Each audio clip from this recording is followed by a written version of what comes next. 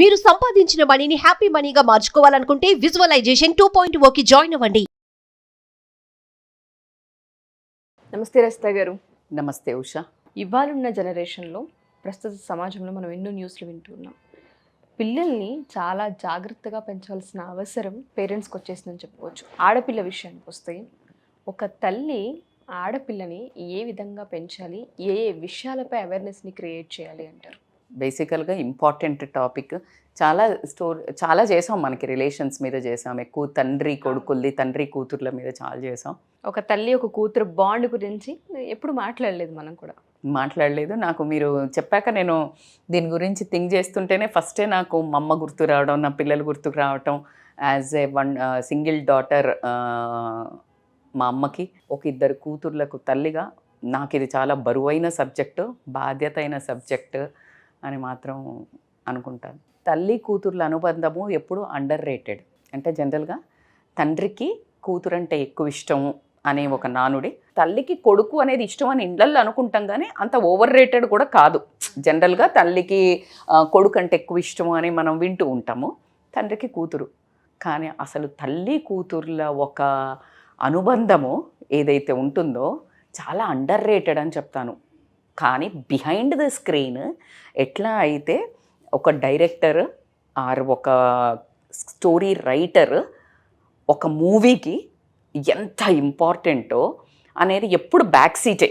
ఈ మధ్య కాలంలో కొంచెమన్నా ఎలివేట్ అవుతున్నారు, బట్ ఎంత చూసినా మనం ఎప్పుడు చూసినా కథను హీరోయిన్ డిపిక్ట్ చేస్తున్నట్టే చూస్తాం, కానీ ఊహించుకోలేము డైరెక్టర్ది.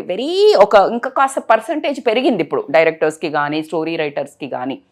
అలా నేను అమ్మ గురించి చెప్పాలంటే ఎక్కడి నుంచి మొదలు పెట్టాలి, ఎక్కడి నుంచి అనేది కూడా ఆది అంతానికి ఒక లేదు. కానీ మీకు ఒక సర్ప్రైజింగ్గా నేను ఈరోజు అద్భుతమైన స్టోరీతో స్టార్ట్ చేస్తాను. ఈ తల్లి కూతుర్ల అనుబంధంతో మన నేచర్లో ఉన్న సీజన్స్ ఫామ్ అయినాయి అంటే మీరు నమ్ముతారా? గ్రీక్ మైథాలజీ ప్రకారము నేను చదివింది, అది వాస్తవమా కాదా అనేది నేను పక్కన పెడితే, కానీ నాకు చాలా కరెక్ట్గా నెరేషన్ అనిపించింది. అది నేను ఈరోజు కన్వే చేయదలుచుకున్నాను నా వ్యూవర్స్కి. ఎంత బ్యూటిఫుల్ స్టోరీ అంటే, ఒక తల్లి అంటే మన నేచర్ కూతురు ఎవరైతే ఉంటుందో, ప్రకృతి ఉంటుంది కదా మనకు పొలాలను ఇస్తుంది, హార్వెస్ట్ అగ్రికల్చర్కి ఏదైతే పంట పొలాల దేవత భూమి ఉంటుందో, ఆ దేవతకు మదర్ ఈ డాటర్ రిలేషనే మన సీజన్స్ ఫార్మేషన్. మన ఒక కాలాలను ఎలా అసలు ఎందుకు డిసైడ్ అయ్యాయి అనడానికి. పంట పొలాలు ఇచ్చే దేవతను ఆ అమ్మాయి ఏం చేస్తుందంటే, ఆ కూతురు చాలా అందంగా ఉంటుంది. అయితే ఒకరోజు ఏం చేస్తుందంటే, తను ఇట్లాగే పూలు తెంపడానికని వెళ్ళినప్పుడు, మనకు తెలుసు మనం ఉండే లోకము మనుష్యలోకము, భూలోకము, దాని తర్వాత పైన దేవలోకము అనేది అందరికీ తెలుసు.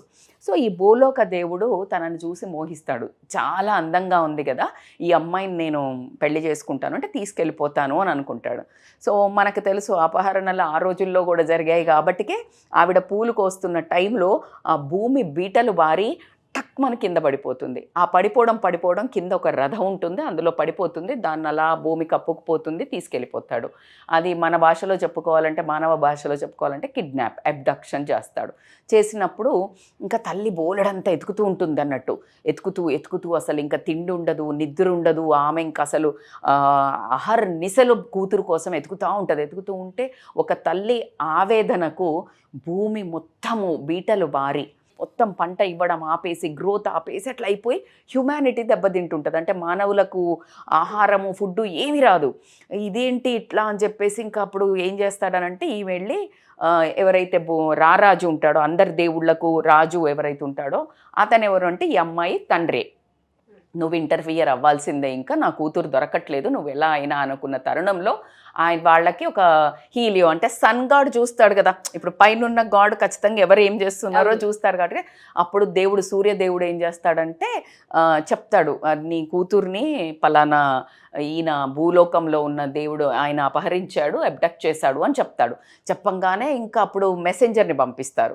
ఏంటంటే ఒక మెసెంజర్ దేవుళ్ళకు ఉంటారు కదా మధ్యలో మధ్యవర్తి వెళ్ళి చెప్తాడు, నువ్వు తెలిసిపోయింది అర్థమైంది ఇంకా రాజుకి పంపించు నువ్వు అనగానే ఇంకా అప్పుడు అర్థమవుద్ది, అమ్మ రాజులకు దేవుడు కదా, ఈయన అడిగాడు పంపించక నాకు వేరే ఆప్షన్ లేదు అని చెప్పేసి పంపించే ముందు ఒక చిన్న ట్రిక్ ప్లే చేస్తాడు.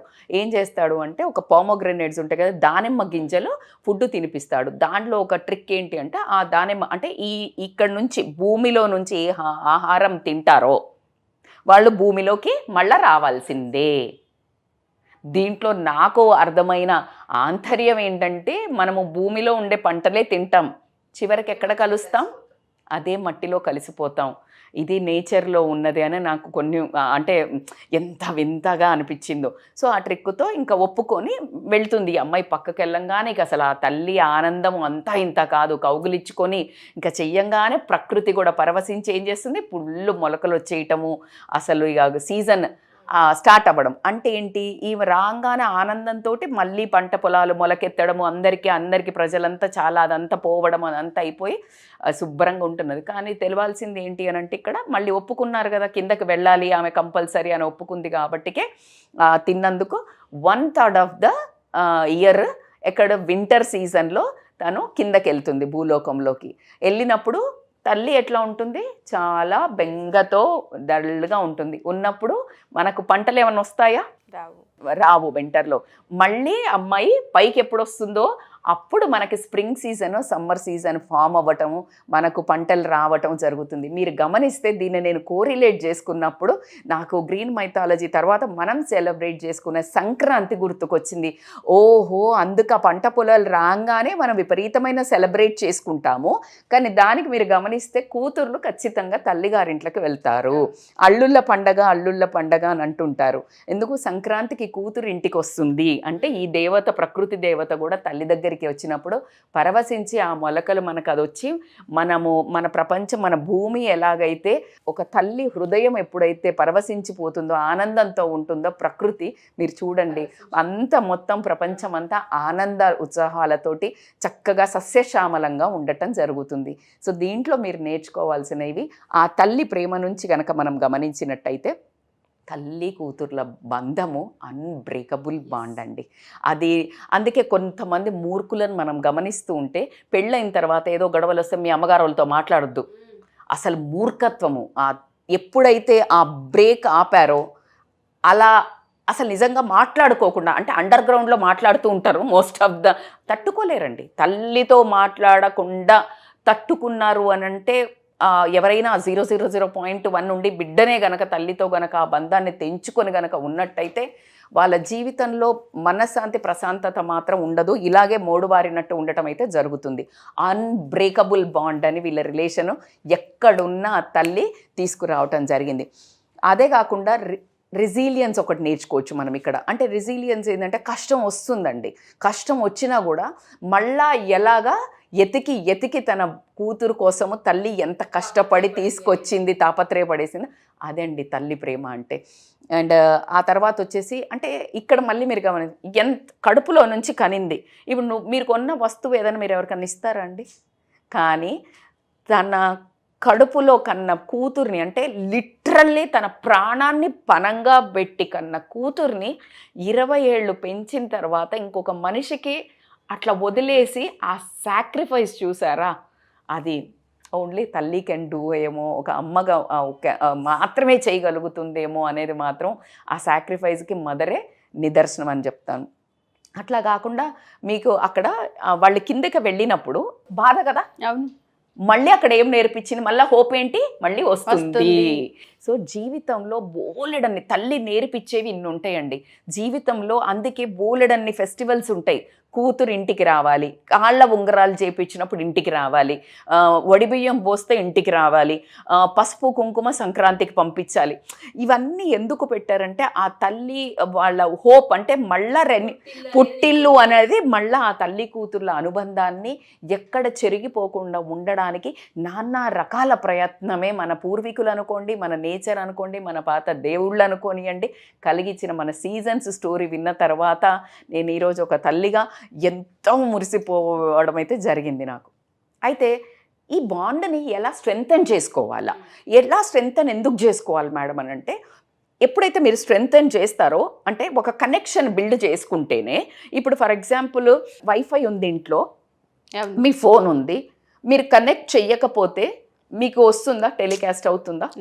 మీరేమన్నా చెప్తే వింటుందా? ఇప్పుడు సిరి అంటాం మనం ఫోన్ని, సిరి ఇది చెయ్యు అంటాం, నువ్వు అసలు కనెక్టే చేసుకోలే, బ్లూటూత్లో కనెక్షనే లేదు, వింటుందా అది మాట? నీ కూతురికి తల్లికి ఫస్ట్ బాండ్ బిల్డ్ చేసుకోవాలా, ఎలా బిల్డ్ చెయ్యాలి అని కనుక మీరు మాట్లాడితే, ఫస్ట్ కమ్యూనికేషన్ ఎట్లుండాలంటే నీకు నువ్వు కూడా మాట్లాడుకోలేనివి, అంటే కూతురు తనకున్న స్ట్రెస్ని తనతో మాట్లాడుకోకపోయినా తల్లితో మాట్లాడగలగాలి.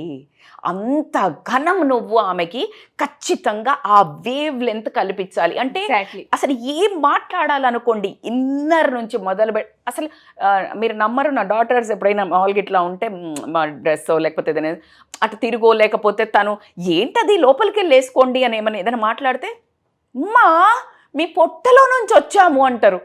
అసలు ఆ ఒక్క వర్డ్కి నాకు ఇట్లా ఎప్పుడు ఎన్నిసార్లు అన్నా గూస్ బంప్స్ వస్తాయండి. అంటే ఆ వర్డ్ నిజమే కదా, వాళ్ళకి మనకి మధ్యలో ఏమీ ఉండకూడదు, బ్యారియరే ఉండకూడదని నా కూతుర్లు నాకు ఎన్నోసార్లు చెప్పడం నాకు నిజంగా కూడా ఎంత ఎమోషనల్ క్రియేట్ అవుతుందో.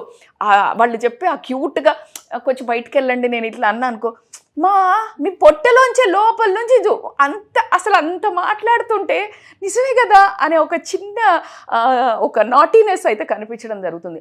ఆ కమ్యూనికేషన్ బిల్డ్ చేసుకోకపోతే ఎన్ని అనర్థాలు జరుగుతాయి అంటే, అనర్థాలు ఫ్రమ్ ద స్టార్టింగ్ టీనేజర్ నుంచి తీసుకుంటే పెళ్ళైన తర్వాత వరకు కూడా ఉషా, టీనేజర్లో నువ్వు ఆ వాల్యూ, ఆ బాండ్, నువ్వు ఆ కమ్యూనికేషన్ పెంచినట్టయితే పక్కదారులు పట్టడం జరుగుతుంది. వాళ్ళు చేసిన తప్పు కూడా మీతో చెప్పుకోగలిగే ఖచ్చితమైన ఓపెన్నెస్ కమ్యూనికేషన్ తల్లి మాత్రమే ఇవ్వాలి.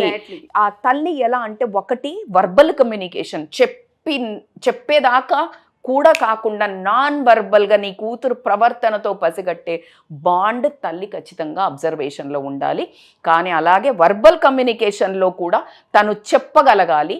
ఇంకా చెప్పాలంటే స్కిన్ టచ్ తోటి తల్లి దగ్గరకు వచ్చి హగ్ చేసుకుంది అంటే ఆ హగ్లో పెయిన్ ఉందా, ప్రేమతోటి చేస్తోందా, కన్ఫ్యూజన్తో చేస్తుందా అనే పసిగట్టగలిగే ఒక కౌగిలింత తల్లి ఖచ్చితంగా ఆ వేరియేషన్స్ కనుక పసిగట్టగలిగితే నీ కూతురు పక్కదారులు ఖచ్చితంగా పట్టదు. మరి పెళ్ళైన తర్వాత ఎలాగ డెవలప్ చేసుకోవాలి మేడం అని అంటే, అది ఇంకా ఇంపార్టెంట్. పెళ్ళైన తర్వాత ఆ బిడ్డను పంపించాక మీకు మాకు సంబంధం లేదు అని పంపించిన తరాలు కూడా ఉన్నాయి. మరి ఇప్పుడు కొంచెం ఎక్కువ ఫాలో అప్ చేస్తున్నారు. అతివృష్టి వద్దు, అనావృష్టి వద్దు అని చెప్తున్నాను. వాళ్ళకు భరించలేని కష్టం వచ్చినప్పుడు, నేను వెనక్కి తీసుకొచ్చే గురించే మాట్లాడట్లేదు, కానీ వాళ్ళకి ఏదైనా కష్టం వచ్చినప్పుడు నీతో కమ్యూనికేట్ చేయగలిగి ధైర్యంగా నా తల్లి నా తండ్రి ఉన్నారు అని వెనక్కి తిరగగానే మేమున్నాం బిడ్డ అని చెప్పగలిగే కమ్యూనికేషన్ అయితే ఖచ్చితంగా క్రియేట్ చేయాల్సిందే ఎట్టి పరిస్థితులు.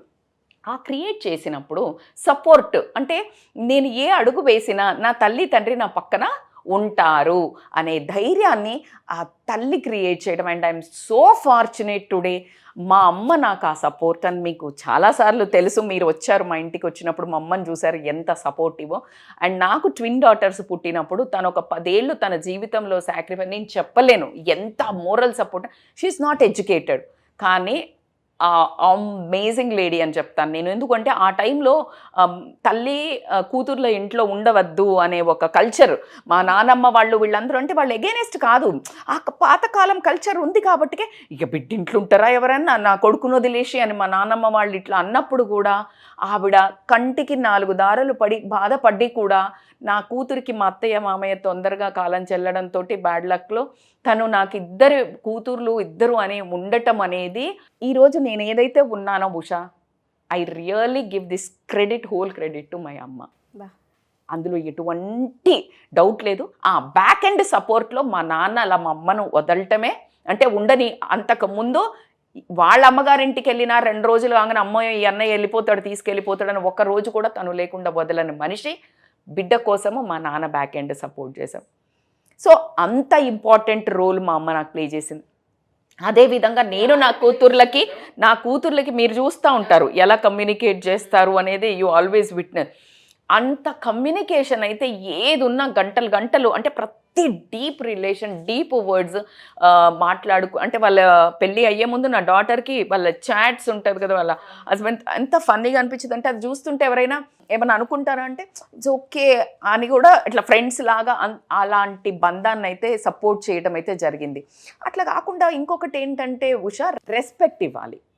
ఈ తల్లి కూతుర్ల రిలేషన్లో ఎవరిని డీమీన్ చేయకుండా, అంటే కూతురు అనగానే తనకు కూడా ఒక వాల్యూ, అంటే నువ్వు కూతురుగా ఉన్నప్పుడు ఏదైతే కోరుకున్నావో నీ కూతురికి నువ్వు అదే రెస్పెక్ట్ ఎప్పుడైతే నువ్వు ఇస్తావో నీకు మాటకి నీ బిహేవియర్కి నువ్వు ఏది చెప్పినా కూతురు వినడం జరుగుతుంది. సో రెస్పెక్ట్ అనేది చాలా ఎవరికైనా Usha, give respect, take respect అనేది ఒక పెద్ద పదమనే నేను చెప్తాను. అట్లా కాకుండా క్వాలిటీ టైం ఇప్పుడు జరగట్లేదా, జరుగుతుందా నేను మీకు చెప్పలేకపోతున్నాను. ఇప్పుడున్న జనరేషన్ మదర్స్కి చాలా ఎక్కువ చేస్తున్నారు, అంటే ఆర్థికంగా చాలా ఎక్కువ ఇస్తున్నారు, చాలా డబ్బులు ఇస్తున్నారు, లగ్జరీ ఇస్తున్నారు. మీరు అన్నట్టు లగ్జరీస్ ఇస్తున్నారు. థింగ్స్ అయితే అసలు కలలో కూడా ఊహించలేనివి. అంటే ఒక ఫోన్ మనం ఇప్పుడు కొనుక్కోవడానికి 1 లక్ష రూపాయలది ఐఫోన్లో ఆలోచిస్తే వాళ్ళకి ఇప్పుడే 8, 9, 10 తరగతులలో ఇంటర్లో 1,00,000, 1,50,000 పెట్టి ఫోన్లు ఇచ్చేస్తున్నారు. కానీ అన్నిటికైనా విలువైనది సమయము, నీ కమ్యూనికేషన్ ఇస్తున్నారా చెక్ చేసుకోండి, విచ్ ఈస్ వెరీ ప్రెషియస్. నువ్వు ఫోన్ కమ్యూనికేషన్ ఇస్తున్నావు, నువ్వు క్వాలిటీ కమ్యూనికేషన్ ఇస్తున్నావా అనేది మాత్రం ఒకసారి చెక్ చేసుకోండి. అది గనక మీరు క్వాలిటీ టైం చేస్తే గనక అది మిమ్మల్ని ఎంత నిలబెడుతుందంటే మీ కూతుర్ని మీరు ఏవైతే కావాలనుకుంటున్నారో మీ కూతురు మీ సమయమే ఆమెకి నిర్దేశించడం జరుగుతుంది. అలా కాకుండా ఒక ఎంపతి కూడా, అంటే ఇప్పుడు కూతుర్లు కూడా మనం ఒక వీడియో చూసాము, వాళ్ళ కూతురు కూడా తండ్రి చనిపోతే చనిపోయాడు, నాకేంటి నేను రాను అనింది అన్నాడు కదా. ఎందుకు అంటే వాళ్ళకు మనము చిన్నతనం నుంచి ఒక ఎంపతి అనేది క్రియేట్ చేయకపోవటము, సున్నితత్వం క్రియేట్ చేయకపోవడము, ఆ బంధాలకు విలువ ఇవ్వకపోవటము, ఆ పెయిన్కి ఇప్పుడు నువ్వు కూతురు ఆమె పెయిన్ పడేటప్పుడు నువ్వు అర్థం చేసుకోకపోవడం వల్ల ఆ mutual what you give you will get it in return. నువ్వు ఏం చేస్తే అది నీ రిటర్న్ వస్తుంది. కాబట్టి ఇవి బాండ్ ఎప్పుడైతే అవుతుందో నువ్వు నేర్పించాల్సినవి ఏమిటి, ఈ బాండ్ చేసావు కదా, కనెక్షన్ పెరిగిన తర్వాత మరి నేర్పించాల్సిన ఏమిటి అని అంటే మాత్రం self respect and confidence. Self respect ఏంటంటే మనము చిన్నప్పటి నుంచి నేర్పేది ఏంటంటే పెద్దోళ్ళకు వాల్యూ ఇవ్వాలి, భర్తకు కాలు మొక్కాలి, అత్తమామలకు సేవ చేయాలి, బరాబర్ చేయాలా, ఇవన్నీ చేయాలా. దీనికంటే ముందు నీకు నువ్వు రెస్పెక్ట్ ఇచ్చుకోవాలా. సెల్ఫ్ రెస్పెక్ట్కి మించిన పదం అయితే లేదు. నువ్వు దిగజారి ఏ రిలేషన్ కోసం అయితే నువ్వు ఎప్పుడైతే పాకులాడతావో అది చాలా కాలం నిలవదు. సెల్ఫ్ రెస్పెక్ట్ ఈజ్ నేను ఫెమినిస్ట్ లాగా చెప్పట్లేదు, నేను అంటున్నా నీకు నువ్వు వాల్యూ ఇచ్చుకోవడము, అట్ ద సేమ్ టైం నీ వర్త్ నువ్వు తెలుసుకోవడము. నాకేం లేదు, నేను ఎందుకు పనికిరాను, అందుకని ఇప్పుడు మొగుడు తన్నినా పడాలి, కొట్టినా పడాలి, లేకపోతే ఇంకెవరో అన్న పడాలి, సమాజం ఏమన్నా పడాలి, లేకపోతే అత్తగారు కిరోసిన్ పోసి no, you stand for yourself అనేది మాత్రం ఖచ్చితంగా నీ వాల్యూకి నువ్వు వర్త్ క్రియేట్ చేసుకోవాలి. అలా కాకుండా డిసిషన్ తీసుకోవడం నేర్పించాలి మనం పిల్లలకి. ఎందుకంటే తల్లి ఎప్పుడు ఉంటుందా, ఒక 20-25 ఏళ్ళు ఉంటుంది.